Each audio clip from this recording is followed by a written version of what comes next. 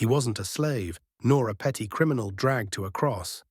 He was one of Rome's greatest generals, a man whose victories carved his name into the empire's very stone.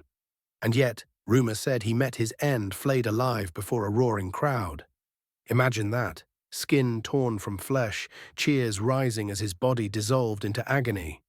But here's the twist. This was no ordinary man, and his fate was no ordinary execution. It was a lesson in how power turns its champions into threats, and how legends can bury truth deeper than any grave. Lucius Quietus was not Roman by birth. He came from the fringes of the empire, a Berber prince from Mauritania, raised far from the marble halls of the Senate. To the Roman elite, men like him were barbarians, tools at best, expendable at worst. Yet his father had chosen Rome's side, securing citizenship for his family. And that single decision opened a path few outsiders ever dreamed of. Service in the Roman army, with the chance to rise beyond the limits of blood. Quietus seized that chance with a ferocity that terrified enemies and unsettled allies.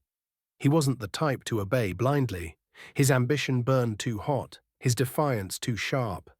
At first it cost him dearly: disgrace, dismissal, humiliation. For most, that would have been the end. But for Quietus, it was only the beginning. Because soon Rome would find itself in need of a weapon. And who better than a man who had nothing to lose and everything to prove? So I ask you, what's more dangerous? A loyal servant who follows every command, or an outsider who fights like he owns the empire itself? And if you were Rome, would you trust him? Or destroy him? From the dusty edge of Mauritania, Lucius Quietus entered the Roman world with a mark already against him. He was not one of them. To senators in their villas, he was a reminder that the empire's power stretched too far, that even so-called barbarians could claim its prizes. Yet from the moment he set foot in the army, his skill was undeniable. He wasn't merely another auxiliary rider sent to die on the frontiers. He was a commander in the making, a man who could turn chaos into order with sheer will. He fought with a style that Romans admired, but also feared. Reckless in appearance, yet devastating in effect. Soon he won equestrian rank, a leap that placed him closer to the aristocracy itself. It was a moment that should have been impossible for someone like him. Still, his pride and independence clashed with discipline.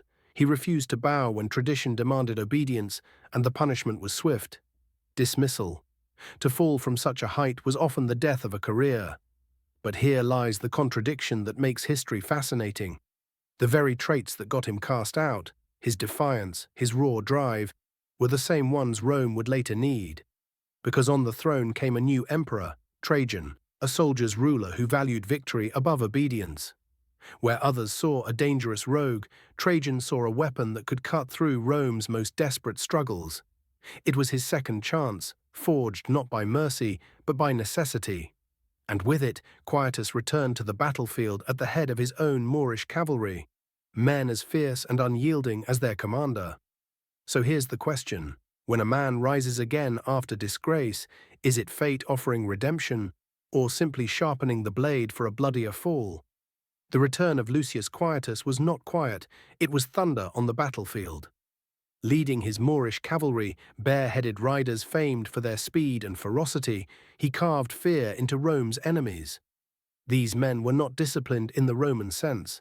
They fought like a storm, unpredictable and merciless. Under his command, they became a symbol of terror, and their victories etched Quietus into the empire's memory. His name was no longer that of a disgraced officer, it was the name of a commander who could bend chaos to his will. The proof of his rise still stands today.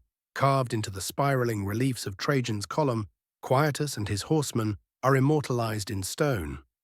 For Rome, this was more than decoration, it was propaganda. It showed an outsider now placed at the very core of imperial power, a living contradiction to the aristocracy's belief that only old Roman blood could command legions. His successes were rewarded with something unprecedented. Quietus was elevated to the Senate itself. Imagine the outrage among Rome's noble families. This Berber prince, once disgraced, now walked among the most exclusive rulers of the world. To them, he was a reminder that merit could sometimes outweigh birth. a dangerous precedent for those who guarded their privileges jealously. And yet, Quietus pressed forward.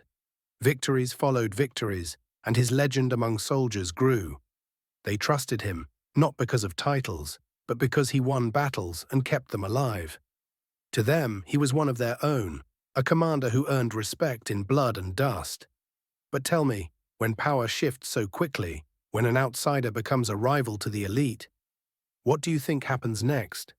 Does envy simmer quietly, or does it sharpen itself into the kind of blade no soldier can defend against? As Trajan's empire stretched its borders to breaking, it was Lucius Quietus who stood ready to do what others would not. In Parthia, when Roman forces faced collapse, it was he who led a desperate rearguard, saving thousands from annihilation. That single act etched his name into the hearts of the legions. He was no longer merely a capable commander. He was their shield against certain death. Soldiers carried his name like a banner, whispering it with reverence around campfires. But glory is a double-edged sword. Every triumph on the battlefield tightened the noose in Rome. To the emperor, Quietus was indispensable. To the Senate, he was intolerable. They saw not just a general, but a man with an army of loyal riders, adored by the rank and file, and willing to act with a freedom that few dared.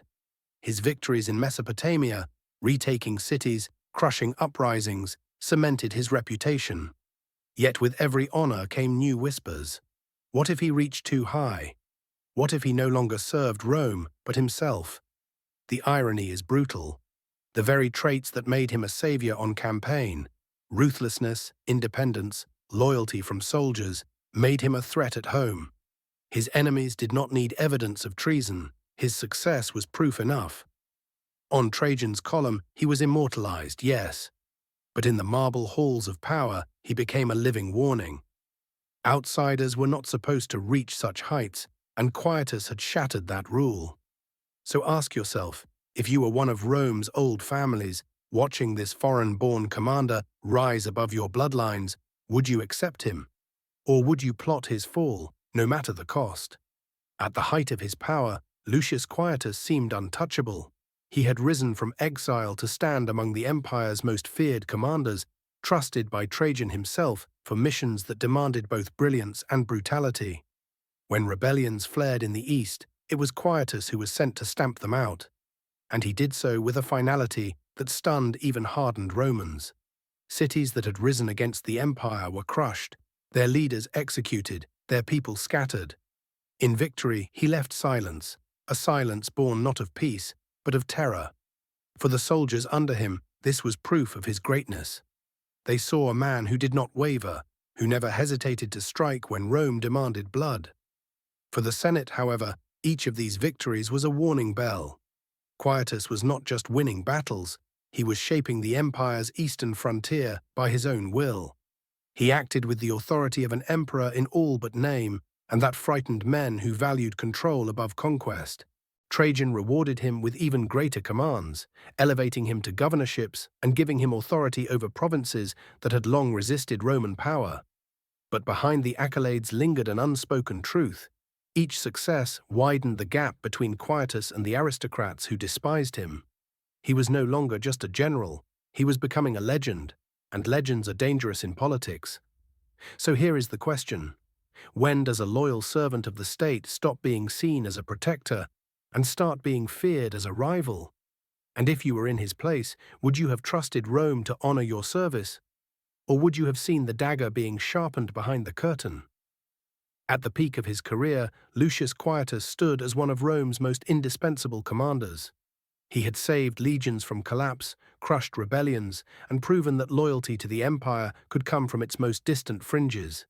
His campaigns in the east were brutal but brilliant, and the soldiers who served under him spoke his name with respect, tinged by fear.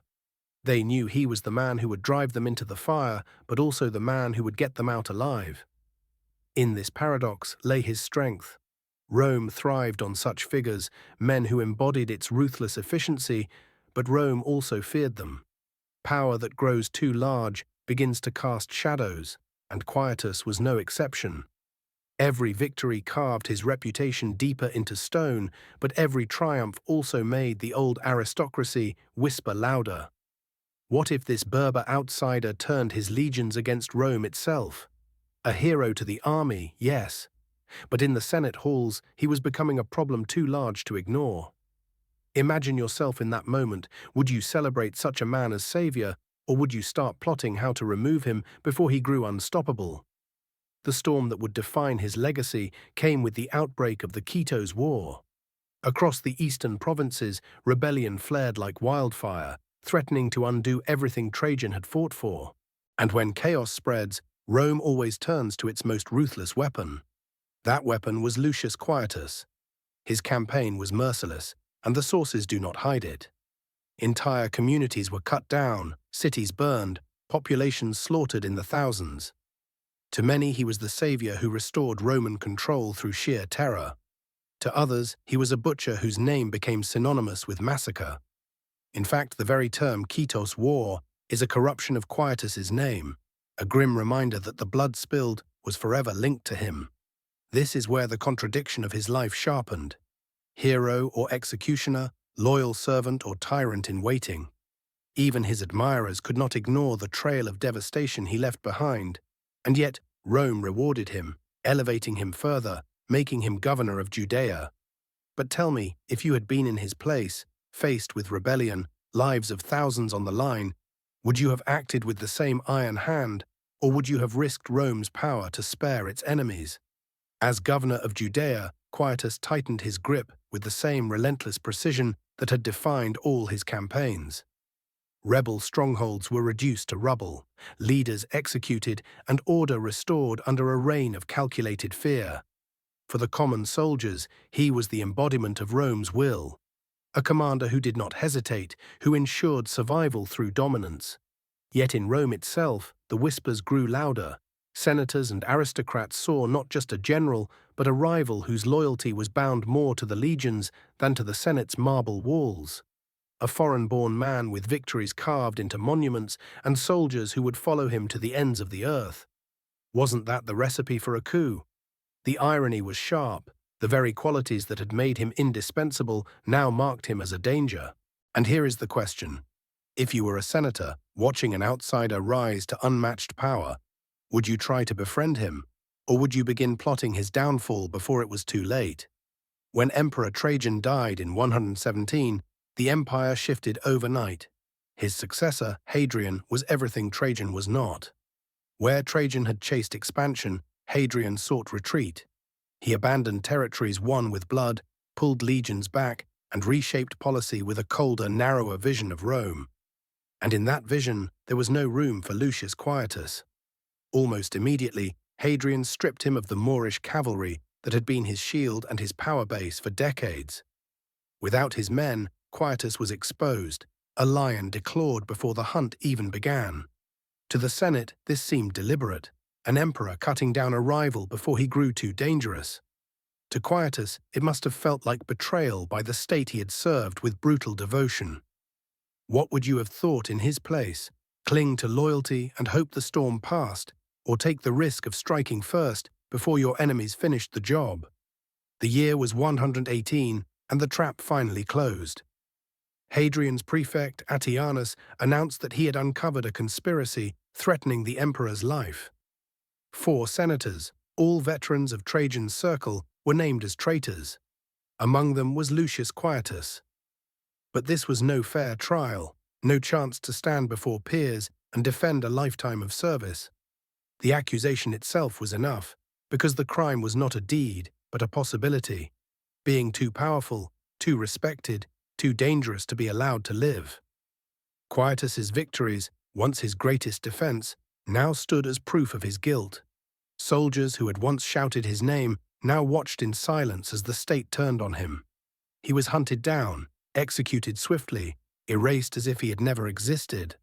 No grand speech, no chance to look his accusers in the eye, just a political purge, cold and efficient. And so I ask you, what is worse, to die in flames before a roaring crowd, or to vanish quietly, discarded by the empire you had devoted your entire life to? And this is where legend took over. The silent murder of a great general was not enough for storytellers, so whispers grew into something monstrous.